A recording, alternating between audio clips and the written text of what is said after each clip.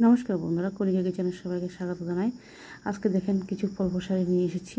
ফল প্রসারি বলতে আজকে ওই অম্বুবাচীর মধ্যে নাকি ফল প্রসারি খেলে খুবই ভালো। আর একটা পেঁপে নিলাম, পেঁপেটাকে প্রথমে কেটে নিলাম। আর এখানে একটা আমকে আমি ভালোভাবে কেটে নিলাম। এখানে নিলাম 3-4টা আম, একটা আমি কেটে নিলাম। আর একটা আনারস নিলাম।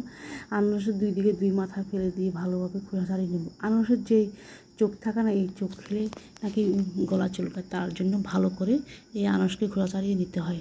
দেখেন খোসা ছাড়িয়ে ভালো করে নিলাম। এখন লম্বা লম্বা টুকরো করে কেটে নিচ্ছি এই আনারসগুলোকে। আর যে আনারসের শক্ত একটা মাঝখানে ডাঁটি থাকে, এই ডাঁটিটাকেও কেটে নিলাম।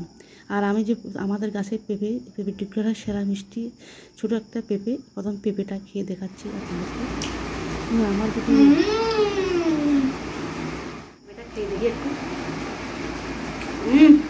দুর্দান্ত সেরা মিষ্টি। এখন খাচ্ছি আনারস। আনারসের সেরা মিষ্টি আছে। Now I'm eating pineapple.